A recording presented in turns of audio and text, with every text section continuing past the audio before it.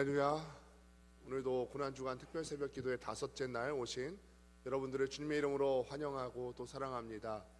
오늘 십자가를 목격한 자라는 제목으로 하나님 말씀 증거하겠습니다. 고난주간 가운데 특별히 금요일은 예수님께서 십자가에 본격적으로 처형당하신 날입니다. 십자가를 지시고 겟세마네 동산에 올라가셔서 모진 고난을 다 당하시고 달리신 지 몇 시간이 차 안 되어서 운명하시게 되는 그런 날이 오늘 금요일 날이 되겠습니다. 오늘 말씀을 통해서 우리가 십자가를 목격한 자로서 또 어떻게 살아갈지에 대해서 함께 생각해 보면 좋겠습니다. 백문이 불여일견 다 한번 들어보신 적이 있을 것입니다. 백문이 불여일견 무슨 뜻이죠? 100번 듣는 것보다 한 번 보는 것이 훨씬 더 낫다라는 거예요.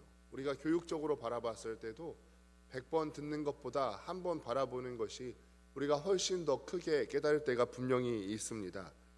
한 가난한 중국인이 세례를 받기 위해서 멀리 있는 한 선교사님을 찾아갔다고 합니다. 한 선교사님께서 그녀에게 묻습니다. 예수님을 영접하시게 됨을 축하드립니다. 어떻게 복음을 듣게 되셨습니까? 라고 물어봤더니 이 중국분이 그렇게 대답을 했다고 합니다. 저는 복음을 들은 적이 없습니다. 그러나 저는 복음을 보았습니다. 이렇게 얘기를 하더래요.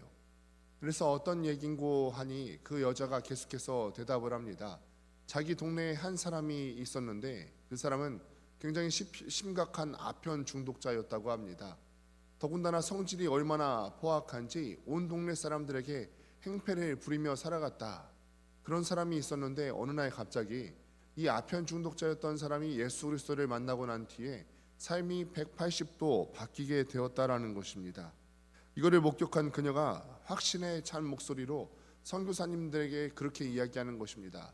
저는 복음을 단 한 번도 듣지 못했습니다. 그러나 저는 복음을 보았습니다. 그러니 여러분, 우리가 꼭 기억해야만 되는 것이 있습니다. 사람은 무엇을 보는가에 따라서 인생이 바뀔 수가 있고, 특별히 예수님을 믿는 사람들은 십자가를 보면서 복음에 의해서 그것을 봄으로 우리의 전체적인 신앙이 바뀔 수가 있다라는 사실을 반드시 기억하며 사셔야 되는 거예요. 우리가 예수님을 믿는데 십자가를 본 사람은 반드시 인생이 변화되고 변화와 또 치유와 회복을 경험하게 될 것이지만, 우리가 교회는 나오지만 십자가의 감격 가운데 빠져 살지 못하고, 교회는 나오지만 십자가를 바라볼 수 없다면 그 사람은 항상 십자가를 바라보지만 그 은혜 가운데 살아가지 못하는 그런 우를 범하게 되는 것입니다. 그러니 오늘 시간에 우리가 다시 한번 결단하셔서 예수님을 처음 믿을 때 바라보셨던 십자가에 우리의 시선을 다시 한번 고정시키시고 십자가의 은혜와 감격 가운데 빠져 살 수 있게 되기를 주님의 이름으로 축원합니다. 오늘 말씀을 보니까 십자가를 바라보았는데 그 은혜와 감격을 생각하지 못하고 조롱했던 한 무리들이 있습니다. 예수님께서 십자가에 못 박히시던 날 그 십자가를 바라보는 수많은 부류의 사람들이 분명히 있었어요. 많은 사람들이 예수님의 십자가형을 바라보기 위해서 그 자리 가운데 모였습니다. 어떤 사람들은 십자가를 조롱하고 희롱했어요. 네가 만약에 하나님의 아들이라면 한번 내려와 봐라 하면서 그 자리에서 조롱하고 희롱했어요. 십자가에 달리신 이 예수 그리스도의 기록, 복음서에 기록된 예수님의 말씀을 보고 있노라면 우리의 마음이 참 아프고 또 그렇게 고통스럽지 않습니까? 예수님께서 십자가에 달리신 그 고통 때문에 우리의 마음이 힘들고 또 괴롭기도 하겠지만, 그 고통을 바라보면서 희롱하고 또 조롱했던 그 사람들의 모습을 보면서 우리의 마음이 더욱더 찢어지고 아픈 그런 상태를 맞이하게 됩니다. 죽어가는 예수님의 고통을 웃음거리로, 조롱거리로 삼았던 사람들, 이것을 보면서 참 사람이 악하다라는 생각을 해보게 돼요. 아무리 예수님을 믿지 않았던 사람이라 할지라도 어떻게 사람의 탈을 쓰고서 죽어가는 한 사람의 고통을 바라보면서 저런 조롱을 할 수가 있을까? 저렇게 희롱할 수 있을까? 참 사람으로서 심한 거 아닐까? 이런 생각을 버릴 수가 없습니다. 그런데 우리가 예수님의 십자가 고통을 바라보면서 참 방관하고 무관심했던 이들의 모습이 우리의 삶 가운데도 있지는 않은지 한번 생각해 보게 됩니다. 우리의 모습을 한번 생각해 보았으면 좋겠어요. 똑같은 십자가를 봅니다. 우리가 교회에 나와서도 예수님을 믿으면서도 똑같은 십자가를 바라보면서 신앙생활을 하는데 어떤 사람들은 이 십자가의 은혜와 감격 가운데 빠져 사는 사람들이 있는가 하면 어떤 사람들은 시간이 흐를수록 십자가를 바라봄에도 점점점 무감각해져 오는 우리의 모습을 볼 수가 있어요. 심지어는 우리가 특별히 우리의 시선을 십자가에 한번 모아봅시다 하는 고난주간 가운데서도 우리의 시선을 십자가에 모으지 못하고 그 감격과 은혜를 잊으며 사는 사람들이 많이 있다라는 것입니다. 하루는 명설교가로 유명했던 스펄전 목사님이 서재에서 막 울고 있더래요. 그래서 그 사모님이 왜 우냐고 물으니까 스펄전 목사님이 그렇게 대답해요. 십자가를 생각해도 눈물이 나지 않습니다. 십자가를 생각해도 눈물이 나지 않는다.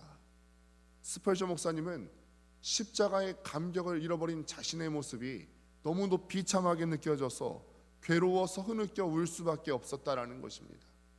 그러니 오늘 이 시간에 우리가 어디 자리에 섰는지를 다시 한번 점검했으면 좋겠습니다.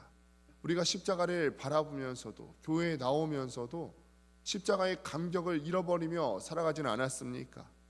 십자가를 보면서 우리가 방관하는 자의 자리에 서지 않았으면 좋겠습니다. 십자가 고통을 바라보면서 우리가 조롱하며 희롱하며 방관하는 자의 자리에 있지 않냐고, 십자가를 바라볼 때 날마다 은혜와 감격을 되새기며 살아갈 수 있게 되기를 주님의 이름으로 축원합니다. 그렇게 예수님께서 죽으신 후에 일들이 발생하게 되는데 예수님이 십자가에 돌아가실 때 놀라운 일이 하나 발생하게 됩니다. 먼저 성소 휘장이 위에서부터 아래까지 쫙 찢어지게 됩니다. 우리가 성막을 다 아실 텐데 성막은 성소와 지성소로 구분이 되어 있습니다. 성소까지는 제사장들이 올 수가 있었고 지성소에는 아무나 들어올 수 없고 대제사장만 1년에 한 번 대속죄일에 들어갈 수가 있었습니다.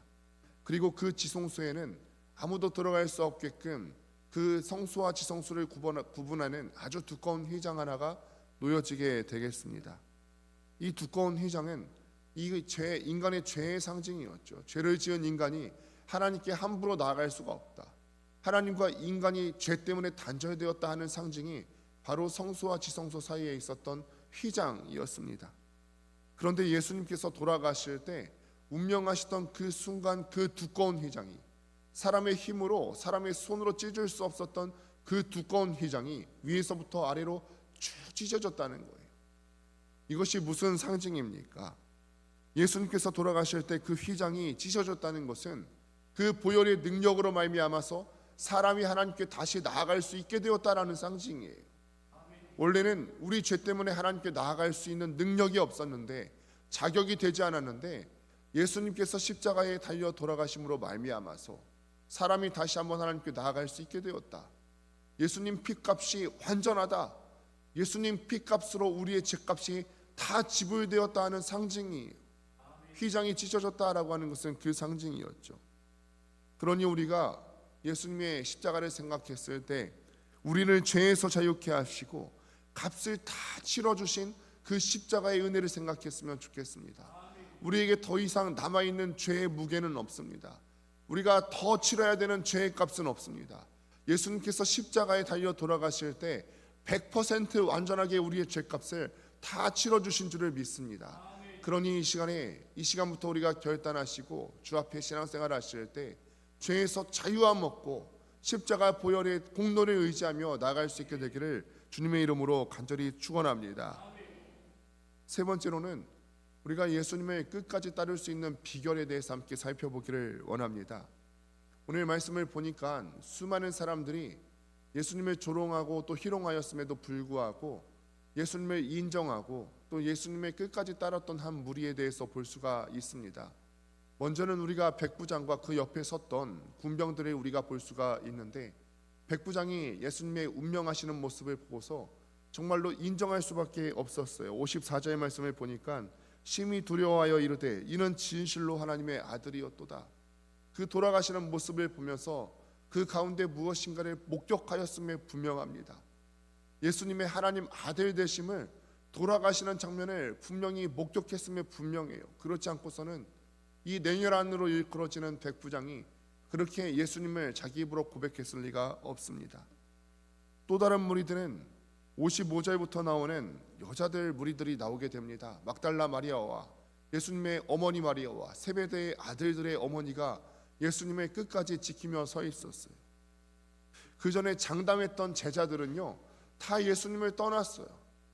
예수님을 끝까지 버리지 않겠노라고 장담했던 무리들은 다 예수님을 떠났지만, 주님을 겸손하게 섬겼던 여인들은 마지막까지 십자가를 멀리서나마 지켜보면서 그 자리를 지키고 있었다는 것입니다. 갈릴리에서부터 예수님을 따라온 여인들이에요. 어떤 사람이 끝까지 예수님을 배신하지 않고 그 옆에서 남을 수 있겠습니까?